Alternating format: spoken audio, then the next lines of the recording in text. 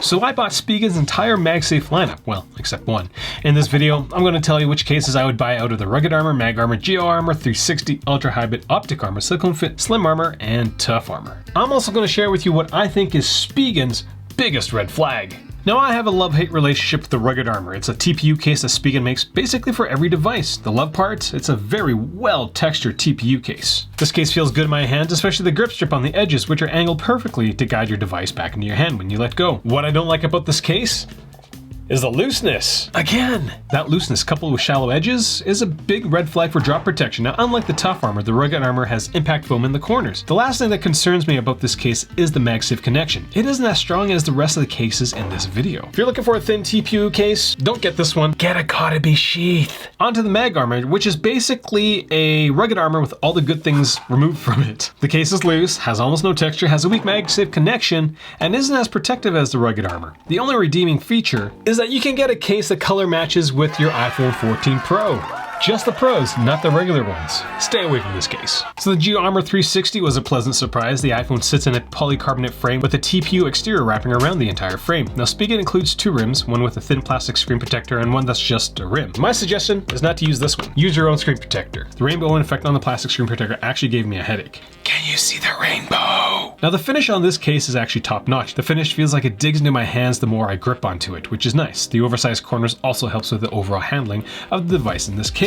The Geo Armor 360 is definitely going to make it into my case rotation. Why? Because I don't hate it, and I've already bought it. Now before you run out and get it, you gotta watch this next part. The biggest red flag I have of Spigen's is the price. On their website, the cases will cost twice as much as they do on Amazon. For example, the Geo Armor 360 is $70 on their site. On Amazon, the case is only $32. Same thing with the Tough Armor, $60 on the site, $31 on Amazon. So what is this, Spigen? Are your cases premium or are they not? Honestly, I think Spigen products only command a price point about the mid-30s. Products like the Geo Armor 360 cannot compare against other products around 70 or 80. So get all your Spigen stuff through Amazon, preferably using my links. Now I really had to search my soul about the Optik Armor. The first time using a protective lens case had to be special. Now I'm a reviewer, not an influencer, so I had to be true to myself when talking about the Spigen Optik Armor. This case is dumb. You don't need a case to protect your camera lenses. They're not going to scratch. Let me repeat that. You do not need a case to protect your camera lenses. The camera lenses are very scratch resistant. Seriously, what's the point of this product? You're literally hampering the ability to quickly access two features that Apple thinks you should have quick access to. Why? Honestly, if you're concerned about your lenses scratching, just get a camera lens protector. Now with the Ultra High Bit MagFit, there is one design feature on this clear case that is visually jarring to me. Can you see it? Hey Monty, when it comes to clear cases, what is this? Yep, it's your typical TPU edge clear case with a raised polycarbonate back. These things are a dime a dozen, and there's nothing special about Spigen's version, except for the different finish that Spigen has included around the MagSafe area. Instead of white ring, you can get a color-matched ring to your iPhone. Again, specifically for the iPhone Pro versions, not the regular iPhone lineup. Am I the only one sensing a bit of hostility on Spigen's part against regular iPhones? So what's visually jarring about this product?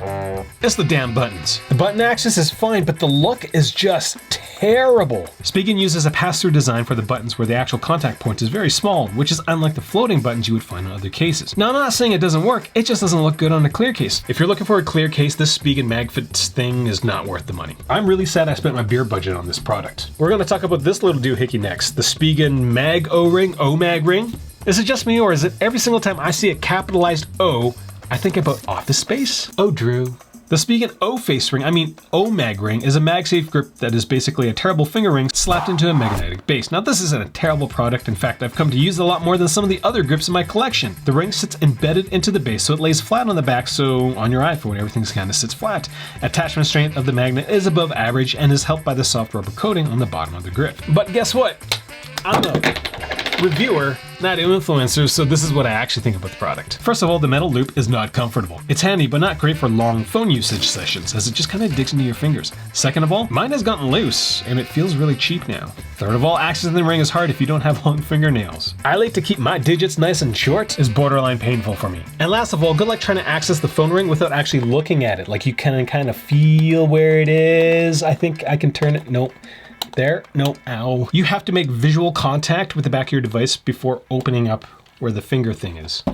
Friendly reminder, first time watching one of Monty's videos, make sure you hit the subscribe button, hit the notification bell so that every single time I come up with a new video, you get alerted. It's come to my attention that my videos don't show up in a lot of people's feeds anymore, so, hit the notification bell if you want to stay on top of the content I produce. Monty would be so grateful for that. All right, let's talk about the Silicone Fit. Now, out of all the knockoff silicone cases I've used, the Spigen Silicone Fit is going to be one of the best alternatives to Apple's own silicone case. I say that because the finish on the case doesn't have the pocket pulling power of, well, 9,000. The Silicone Fit is going to offer your device with a bit more protection than Apple's case, as the edges are a bit thicker and the screen edge is a bit higher, but because of the thinness of the case, the edges are going to be more noticeable. Spigen also added a rigid piece around the buttons, which minimizes the amount of dust and debris that will collect in those areas. Other silicone cases do not do this. The only other thing worth mentioning is the build quality, as Spigen fuses two pieces of silicone together along the middle of the case, as evidenced by the seam. Now, when it comes to iPhone cases, there are a few that I would actually consider a classic. The Spigen Tough Armor is one of them. The look of the case really hasn't changed over the years. There's still a cutout on the back of the case. But there's one odd thing about this product that's on the inside of the case that doesn't make any sense to me. The iPhone version of the Tough Armor isn't as bulky as previous generations, as the corners aren't as pronounced. The inside of the case is just filled with this yellow impact foam.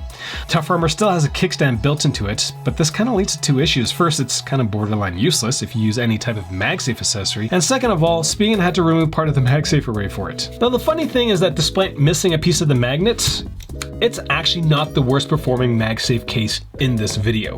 Now, the Tough Armor's finish is a bit slicker than before. It's missing the soft rubber coating, but Spigen decided to coat the lip around the camera cutout with that soft rubber coating, so... Buttons on the Tough Armor went flush with the case, which is kind of annoying, but at least your fingers can still find the buttons. Like all other Spigen cases, the screen edge is quite low, so iPhone access is going to be good, but face first drops might be an issue. And speaking of drops, the one thing that really baffles me is that Spigen doesn't include any of the impact foam in the corners. It uses their air cushion design feature instead. So on a product called the Tough Armor, this yellow impact foam doesn't do anything? What do you guys think? Now, personally, I like the Tough Armor because it's a classic. I go to it every once in a while for old time's sake. This case is like the X that you can never get over. That's all Monty and I have for this video. Questions, comments, leave them down there. If there's another brand you'd like us to do a full lineup review for, well, let us know. If you're gonna get a case, use our links. I've been reviewing Spigen products for over 10 years now. They don't sponsor me to do these reviews. I just do them myself. I'm a reviewer, not an influencer. All right, that's all I got. Thanks for watching.